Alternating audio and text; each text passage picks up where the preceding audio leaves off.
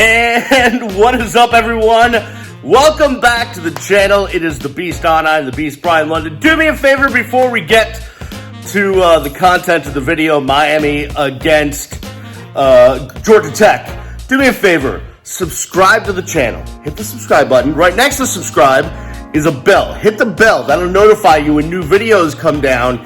And do me a favor, hit the like. Hit the thumbs up. That tells Google, hey, push the thing up. A couple people like it. Also, at the end of the video, I have a major announcement about a new project, a new thing that I'm doing, so stay tuned to the end for that. Here we go.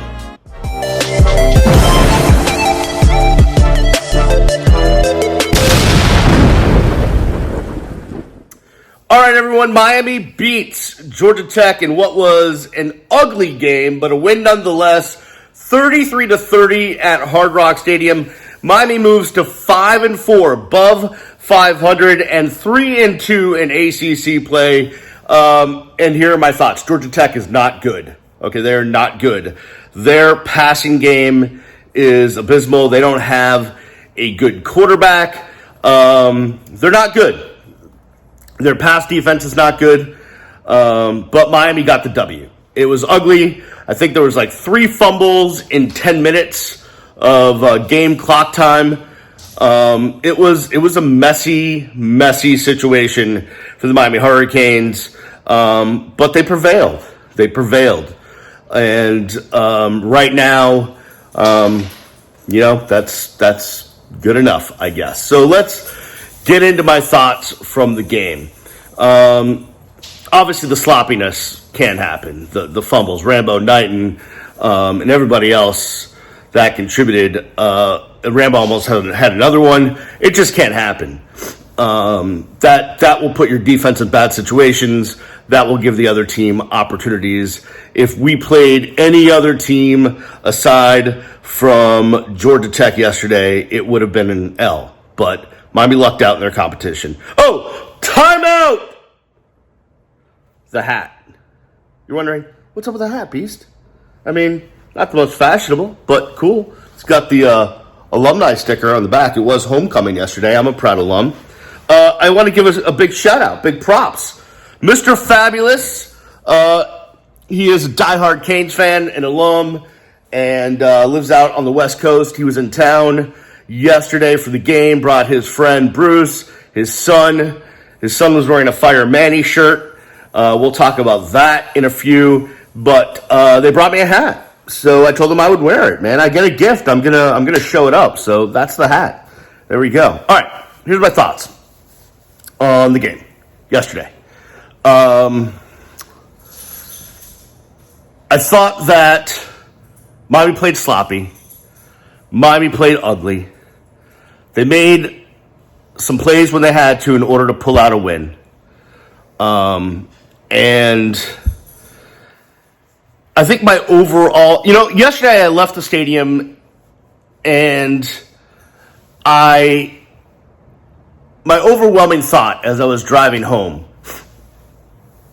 and I'm leaving the stadium, I'm cruising up University here in Broward, 27th Avenue if you're in Dade, to my suburban household.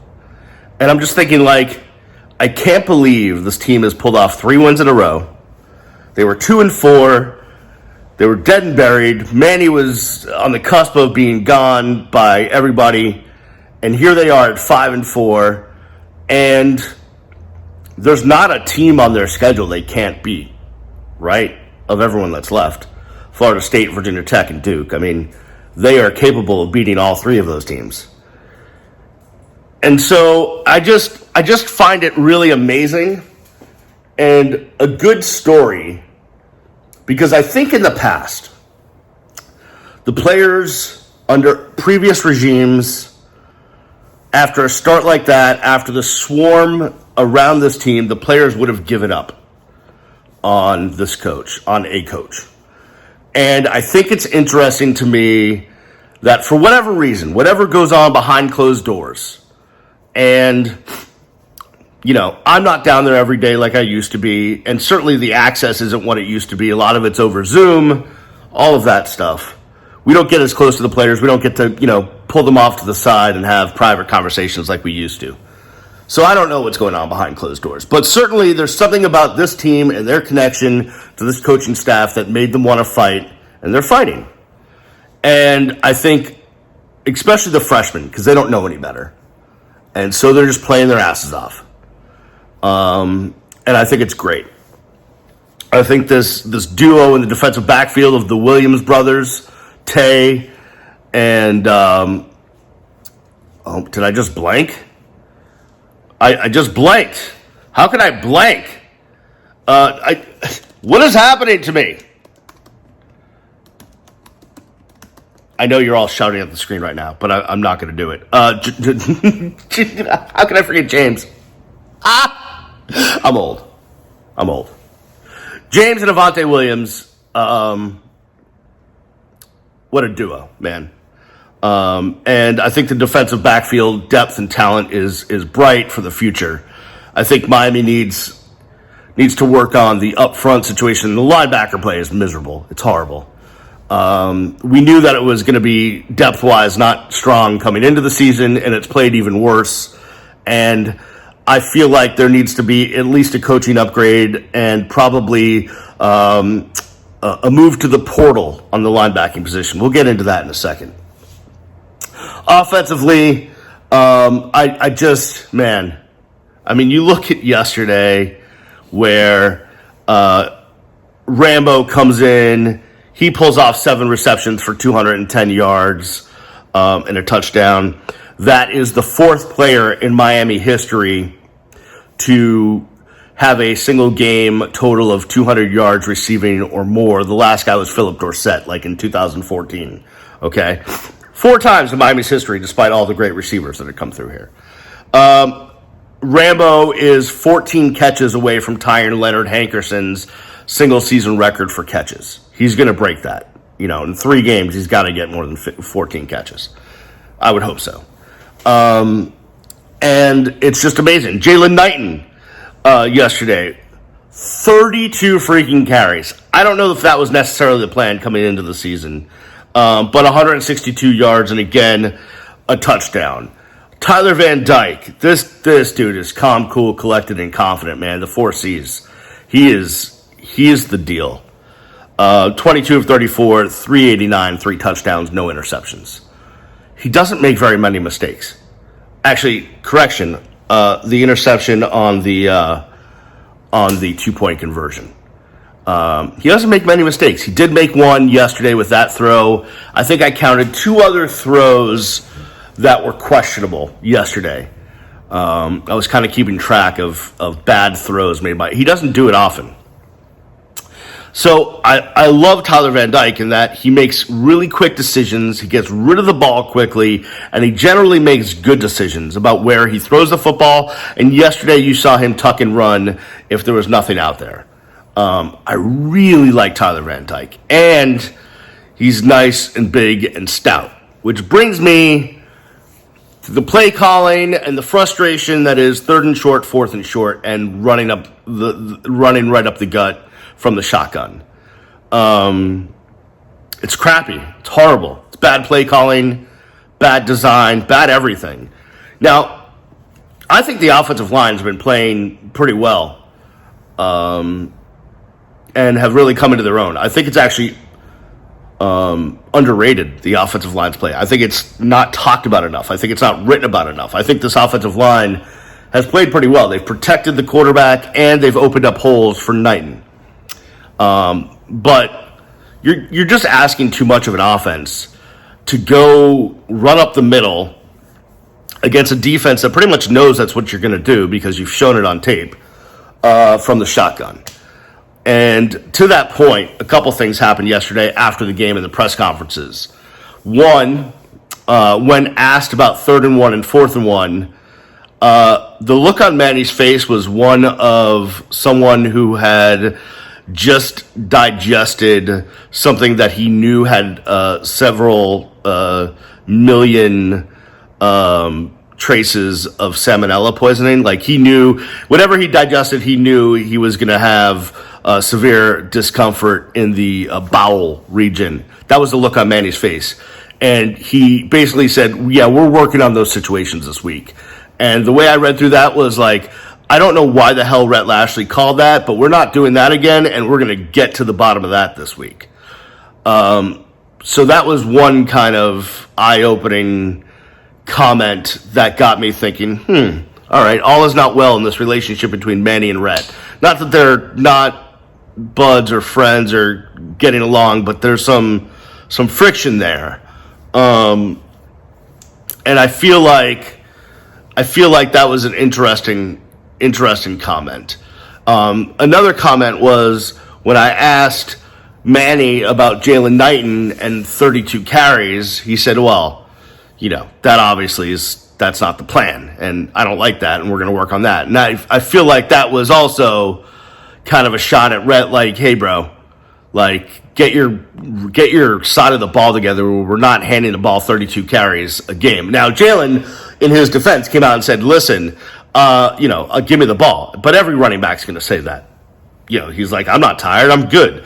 But without Cam Harris, without Chaney, and the other two guys are just not there yet. You got to be careful. You can't be dishing to Knighton that many times and get his body all roughed up. So there's one aspect of it. And the other aspect is, 3rd and 1, 4th and 1. I asked Tyler Van Dyke yesterday. My question to him, I had two, but my first one was, hey, man, what's your thoughts about going under center? And Tyler said, listen, I'm comfortable with it. That's what I did in high school. And then I thought to myself, like, you're a big strapping dude. We're trying to get 1 yard. Why not get him under center and just sneak it, man? The quarterback sneak could be the most dominant play in football when your quarterback can do it. And I know we're not practicing a lot with contact, but, dude, Tyler's a big guy. He's a big boy. He can handle himself. He can take a hit. Like, if we desperately need a yard, send him up there and sneak it. Because right now we don't have a big, bulky, huge back to just bust into the line. There's no Derrick Henry walking through that door. So if you're not going to sneak it, well then, okay, spread it out.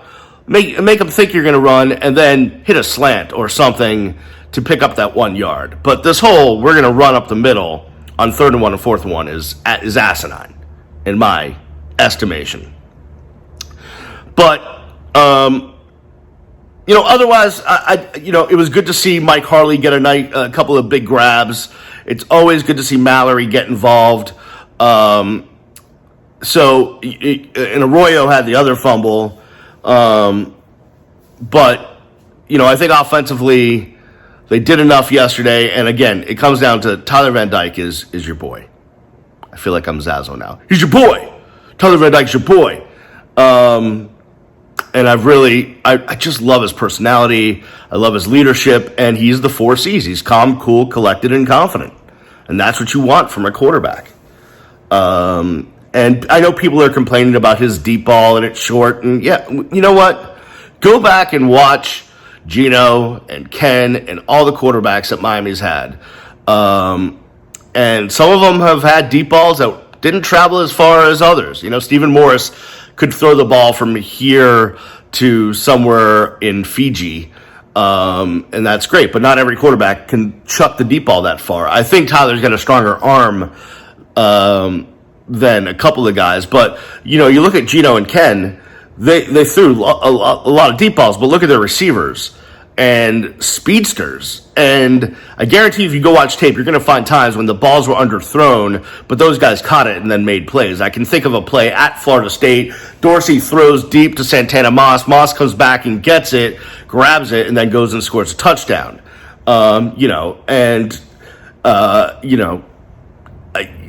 Yes, Ken Dorsey was underthrowing his deep balls, but he had the receivers that can make up for it, and I think this team does. Let's not worry about the deep ball. It's going to get better. A lot of it's timing. Remember, TVD wasn't QB1 all through the offseason and in fall camp. He wasn't sitting there every day working on the timing of deep balls with the number ones. Give him some time.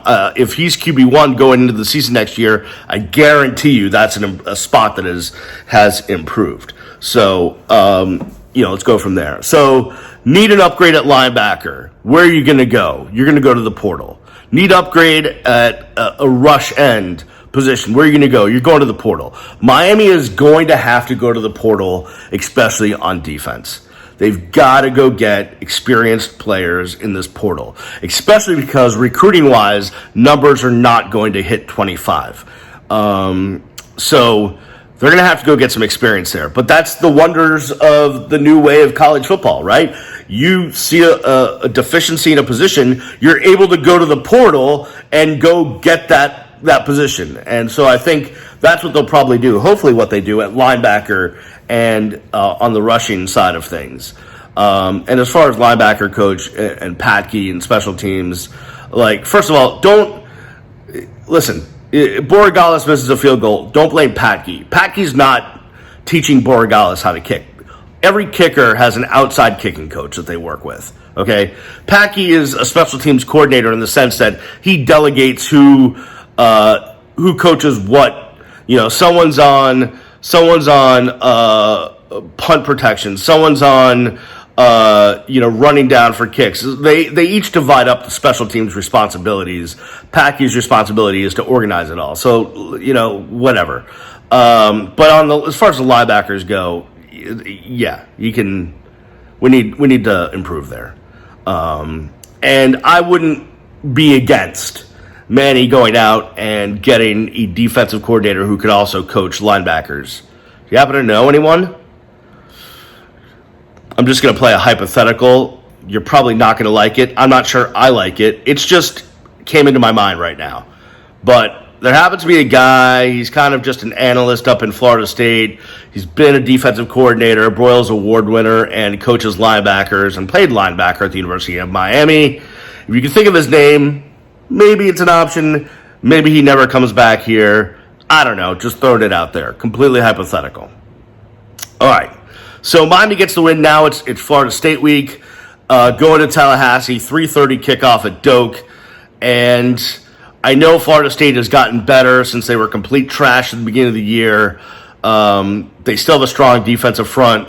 But I think Miami has a good shot to go up there and win, especially the way they've bought in and continue to give maximum effort under this coaching staff fighting for Coach Diaz. So we'll see. All right, here's the announcement. It's not that major. I think I oversold it. But, so Twitter has this thing. It's called Spaces. And I knew about it, and I've joined a couple of conversations with it before, but I never really did it myself. So Twitter Spaces basically allows a user like me to basically set up a talk show, a back and forth with people audio wise on Twitter, like an old fashioned sports talk show or whatever kind of talk show. And yesterday I did it twice and it was successful. So I think what I'm going to do from now on, because if you listen to the post-game show, you never know what you're going to get. So I think I'm going to do my own post-game show with my own thoughts and give you guys a chance to chime in, because I can bring you on as callers or, contributors or whatever. So every game, after the game, whether I'm watching at someone's house or at the stadium or it's a road game that I'm watching here, about an hour or so after the game, when I'm done with media stuff, the press conferences, I will jump on Twitter and we will have an old-fashioned back and forth on Twitter Spaces. So if you are on Twitter, please follow me, like me, hit the little like, follow, subscribe, whatever the button is on Twitter. I am at Miami Radio Beast. You'll see that up there on your screen. So follow me on Twitter and then set up your notifications so you get a ding when I tweet, or at least on game day, do that. And after the game, I will send out the tweet, the notification that I'm up on Spaces. You'll come and join me, and you'll be able to request access so I can let you in, and we'll go out. We'll go old-fashioned. We'll go out to the phones, although you won't be on you'll be on your phone, but you won't be calling anyone. You'll just be talking. And we'll have a good old time, and We will do a post-game observation show on Twitter Spaces. I think it's a great way to connect with everyone. So that's the announcement. All right, that'll do it for me. I look forward to talking to you guys after the Miami-Florida State game. Mr. Fabulous, Bruce, your son, everybody, thank you for the hat. Appreciate it. And, yeah, that'll do it for this one. See you when I see you. Peace.